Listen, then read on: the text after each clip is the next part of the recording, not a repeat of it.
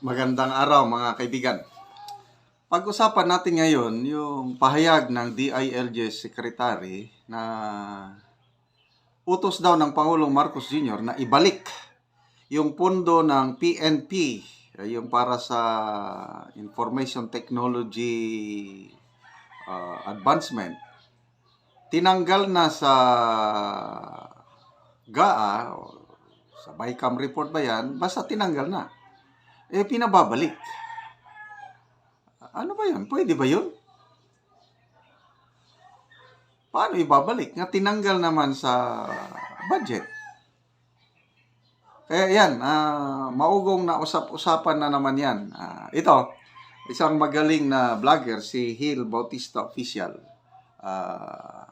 Pakinggan natin ang kanyang reaksyon at dagdagan ko ng aking reaksyon.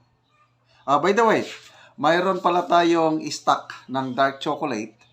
First come, first serve po. Dito kayo magtawag o mag-text. 0916-9000997. Ulitin ko, first serve dahil kakaunti yung stock. Ayan po ngayon ni DILG Secretary Junvic Rimulya patungkol po dito sa naging order po ng Pangulong Ferdinand Bongbong Marcos Jr. na ibalik daw ito pong budget po ng PNP Information and Technology na tinanggal po sa General Appropriations Act. Okay? Take note ha, tinanggal sa General Appropriations Act. Ang gusto po daw ng Pangulo, ibalik. Okay? Ibalik yun.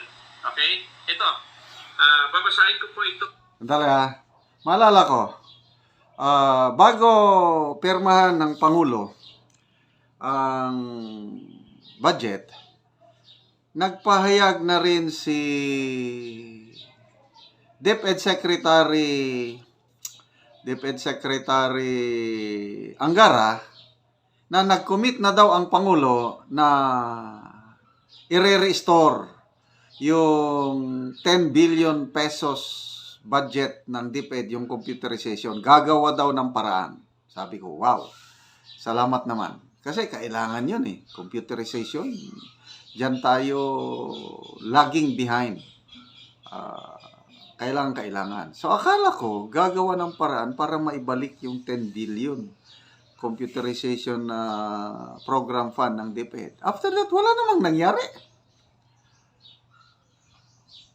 So, sino ang nagsasabi ng totoo? DepEd Secretary, Presidente? Nakakadismaya po yung tinanggalan nila yung 10 billion na budget ng DepEd. Okay, so ituloy natin.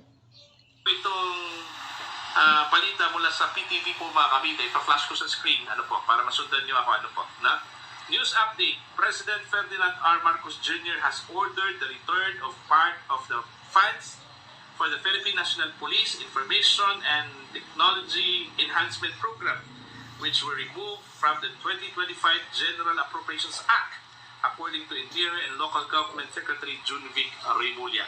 Ayan, patuloy po tayo. Ito yung statement po ni... By continually asking how, we innovated... So, saan sila kukuha ng pondo?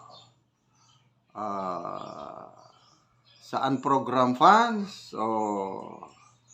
Hindi ba unconstitutional yun? As instructed by the President, sa ating Budget Secretary Amina Pangandaman, i-revert ang budget ng IT at tanggalin ang additional 500 million pesos sa intelligence fund na nilagay sa GAA. So return to original amount budget ng PNP, said Rimulya. So yun po yung sinabi po ni Secretary Rimulya. Ilalagay natin sa launching ang bidding of process ng integrated 911 system sa buong Pilipinas. He added. Ayun po. Now, ang tanong po dito, pwede kaya ito? Pwede kaya ito na mismo yung Pangulo lang ang magdesisyon na ibalik yung tinanggal na pondo mula sa GAA? Ibalik doon sa PNP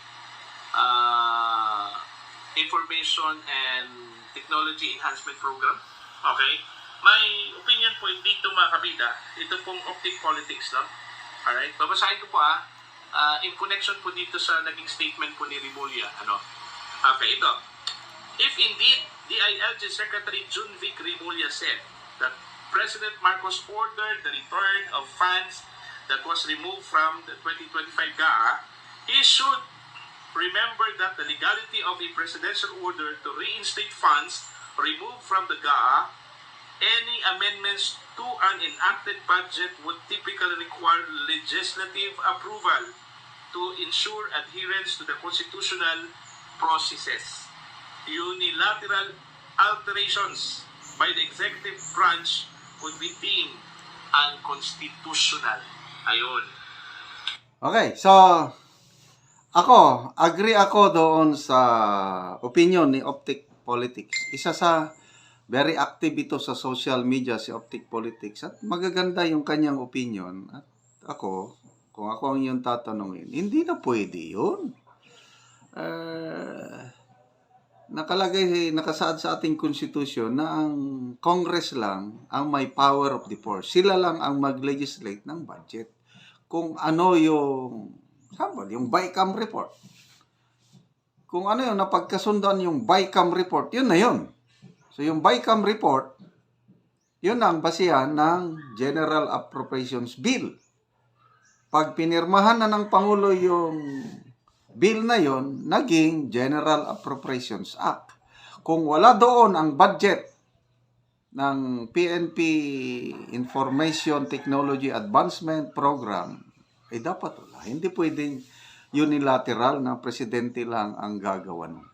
Yun ang aking opinion. I don't know sa inyo. I-comment nyo naman ang inyong ano. Okay, so, again, ang ating ginagawa sa channel na ito is tumutulong tayo sa mga nangangailangan. Sabi nga is, ask not what your country can do for you, but ask yourselves what you can do for your country. Ito po, in a small way, yung ating income sa channel na ito, dahil sa inyong panonood, inilalaan natin pagtulong sa mga kapuspalad nating talaandig na tribo sa Bukidnon. So, housing project tayo ngayon dahil kitang-kita ko yung mahirap na kalagayan nila. Tumutulo na talaga ang kanilang mga bahay. Butas-butas ang mga yero. So, I cannot just imagine. Hindi ko naranasan yan, yung tumira sa isang bahay na butas-butas ang bubong na nauulanan sa gabi. So, ito, every end of the month, bumibili tayo ng yero, pako.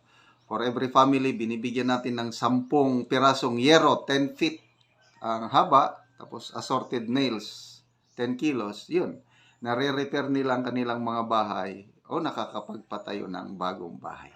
Kasama po kayo sa pagtulong sa tribong ito. Panoorin nyo ang video. Mapod ni nga balay nga guba na ang yang mga bintana nga guba na ug ang hero sa atop na buslot na pod mga tulo na og kita gani sa nato sa layo nga guba na gid siya nga balay ang kuan niya bintana niya nga bahin ug ang atop tulo og niya ang kuan sa balay. Pwede tan-aw nato sulod ante wala lang tan-aw nato sulod.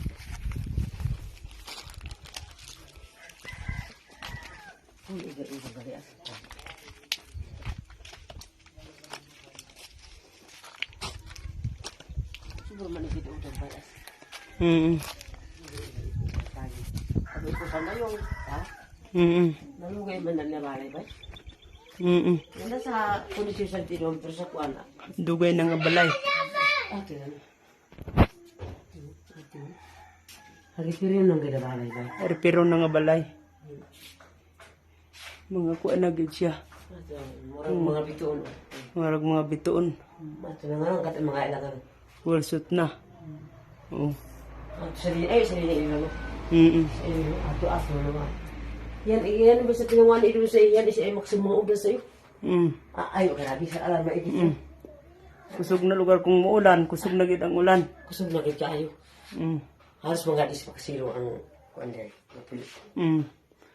Wala na iko ang yun niya. Wala ko disyo kay tanawa. Dugay na may kikayo. Dugay na kaayo nga balay. Okay. Ang bintana, iko na lang og sako.